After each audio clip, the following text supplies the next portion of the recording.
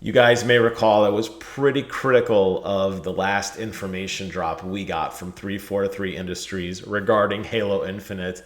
And it was a very verbose, very long-winded blog post. They've gotten better. They've gotten a lot better. And we're going to talk about how much better they've gotten. But first, you're going to subscribe, right? That's what you're going to do? I hope so. That'd be great. Let's go ahead and take a look at what we saw from them last month. And this came out right at the end of January, January 28th, 2021. This was the first, they said, of a monthly update of what they're going to be calling Inside Infinite. And every month they vow until the game launches, which we assume is going to be this year, although I have my reservations. They're going to be releasing news on Halo Infinite. This is the right move, by the way. This is really the right move for a lot of reasons. But this blog post, I'm just going to scroll through it briefly. This is a lot of words. And it's hard to kind of take in. Not that the information isn't well scripted or explained out, but you have a lot of this discussion between people talking as if a dialogue, like somebody actually transcribed a dialogue between these people. And I think most people probably scroll down to the pictures and go, oh, that's cool, look. Oh, that's cool, look. But you really lose a lot of the word soup in here. And I mean, I get it. Not everybody's a super fan like I am. Not everybody is look at this, a lot of stuff. Oh my God. There we go. So let me jump back and talk to you guys. Not everybody's a super fan like me. Is probably not going to read every single word. It was a lot to take in. And I was extremely critical that if you want to get information out, just use the Halo Waypoint channel, the Halo, not the Waypoint channel, the Waypoint application on Xbox, or make a video or make a podcast, something that's a little bit more digestible. Put some flair in it, make it fun, make it hip. Don't just kill us with words. In my line of work, we call that death by PowerPoint. Nobody wants that. I don't want that. And I read a lot, and I don't want that. They got better. They got better, guys. What they did this month, boom, was they released inside the news this month, they released a video right here, the Halo Infinite video. I'm not going to show any of it to you because I don't want to get any copyright strikes, but the video is here. I will post a link in the description below. You can watch it in its entirety. But if you don't want to watch it in its entirety, that's why you're here. That's why it's called Recap. I want to talk about a couple things. It was an interview between Uni, who is one of the community managers. I say one of because it seems like they have quite a few. And Quinn Del Hoyo, who is from the Sandbox team. Now, Quinn is a definitely recognizable face in the sense that he was around a lot. Go back to the aforementioned Halo Xbox channel. He did a lot of. He was really involved with the miniseries they had, The Sprint, where they talked a lot about their design, particularly their sandbox design, and that's what he's in charge of. Sandbox design is just basically the moment-to-moment sandbox of how everything comes together. What weapons can you pick up? How do they interact? How do they interact with the vehicles, the enemies, the terrain? He's kind of in charge of putting that all together in a meaningful way. And I thought he did a really good job in Halo Guardians. I thought Halo Guardians had some phenomenal, Halo 5 Guardians, I guess, had some phenomenal sandbox stuff in there. And I think when you think sandbox, just think the anarchy and the fun and the mayhem of like a big team battle, where just everything's going nuts, grenades are going off, things are exploding, warthogs are flying in the air, Spartan lasers are going off. That's really kind of where his world is, that controlled chaos. And it's a difficult job, but I think he does it very well.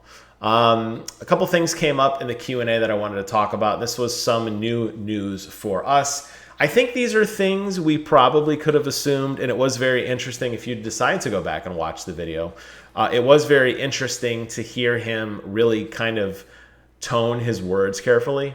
The way he spoke was very careful, very methodical. He thought about things very intensely because he didn't want to give too much away, which tells me two things. One, they are definitely trying to surprise us, which is good. And two, They're probably still working through a lot of this stuff, which leads back to my original statement at the top of this video that I don't think it's coming out this year, but maybe I'm wrong. There's a lot of question about weapon balance, independent of multiplayer and single player. This was something that was pretty controversial in Halo 5, particularly as the meta changes in multiplayer. Will it feed back into single player? And he essentially said no. Basically, the single player experience will remain the single player experience. Any radical changes to weapons will not carry back into the single player experience. I like that, and I'll tell you why. Halo has had a long lineage of weapon tuning. That is just the nature of Halo. That's the nature of any multiplayer game. Look at patch notes for any game like Call of Duty, Modern Warfare, or Apex Legends. They're constantly changing guns, the bullet spread, the velocity, the damage, everything about it. Halo's no different. I like that single player and multiplayer are tuned differently because single player should be a snapshot in time. That's always been my thought on it. Don't make radical changes to the core experience that we know and love. It should be easy to play the game in a way that you remember how to play it, not whatever the current meta is. So I'm glad to hear them say the two will be separated. That also implies to me, more so, that the multiplayer experience will get a lot of refinement, and they are true to their word. He said it numerous times inside of his interview with Uni that this is just the beginning. He said that many, many times. And he indicated many, many times that things may not end up the way they think they are, and they are very subject to change. And I'm glad to hear that because as the community evolves and grows, the game needs to evolve and grow as well. Two interesting things, particularly with the grapple shot. One was that you will be able to hijack Banshees in the air, known as the Skyjack. He said it will not be easy to do, but it absolutely can happen. I think we all kind of assumed that would happen. You really think about the mechanic of hijacking a vehicle when it was first introduced and how fun it was. And how cool it was as an enemy Spartan is driving by you and you jump over and rip them out of the driver's seat, or even, in a lot of the vehicles that the Covenant were throwing at you. A lot of fun to take them over on your own. I think everyone probably collectively agrees the Banshee was the hardest one to do for a lot of different reasons. But I think the grapple shot may even the odds, and I'm excited for the grapple shot. I think initially I was kind of lukewarm on it, but the more I thought about it, I think it may be some mobility that the game needs, especially going back and playing Master Chief Collection and seeing how methodical the game is. I'm not going to say sluggish because I still think it's a very fast-paced game, but it's extremely methodical. And there are times when you are trying to move from location to location and things change. Somebody picks up a power weapon before you do. A vehicle's closing in on you, something like that. And it's very difficult to radically change your direction or your course, even really with things like the boost in Halo 4. Obviously, Halo 5 Guardian's not on the Master Chief Collection, but even with the sprint and the Spartan abilities, it's still difficult to move out of the way sometimes. I think the grapple shot is going to totally change that mechanic. And I think I might be getting warmed to the idea. Now I hear you can skyjack Banshees. That sounds really fun. It was also confirmed the grapple shot can be used to pick up weapons in multiplayer and in single player as well. That will be an extremely interesting mechanic to see if it is worth taking the risk. And I'm sure many of you have seen that infamous little gif of the dude throwing the grenade in Halo 1 Combat Evolved, throwing the grenade and grabbing the sniper rifle mid-air as the damage explodes back to him, and then jumping and blowing a dude's head off with a 360 no scope or whatever. We want to do that. I want to be able to play aggressively and be rewarded for it if I can get my grapple shot on a weapon before an enemy. I want to give it back to him bullet by bullet. So I'm excited for that. They also did confirm, which I don't really know if this is newsworthy, but it's worth mentioning, that there will in fact be new weapons as the game evolves. We saw this in pretty much, really great results from Halo 5 Guardians with all the stuff they dropped. They were constantly adding new weapons and new vehicles throughout that multiplayer experience. I'm very excited for that. He did mention that the game will evolve, obviously, and it will include both new weapons, never before seen, and legacy weapons. So you will probably see throwbacks to some of your favorites. We all know he's talking about the shotgun. We all know the shotgun should have been included when the game came out, or when they decided to take a different route with that bulldog shotgun that people are like, maybe that's not what we want. The shotgun's going to come back. It'll probably come back with some game mode. There'll be new weapons introduced as well. So this really does reaffirm the idea that it is an ever-evolving, growing world. And I'm very excited for that. Lastly, and one of the ones that I'm really excited in as somebody who really likes to play as a wheelman. I think one of the lost arts of Halo is not shooting the 50 cal, but driving the guy shooting the 50 cal. And I actually had a lot of fun playing through the entire Master Chief Collection with Phil a couple months ago.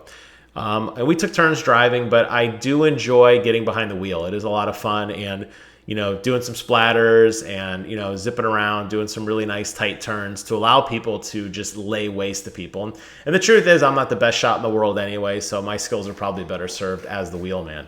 But they did say that as a result of the new physics engine and the new emphasis on Sandbox, they will be including a brand new damage system for each and every vehicle. You probably noticed, and they talked about it specifically in the trailer, that the Warthog's front left tire blows off.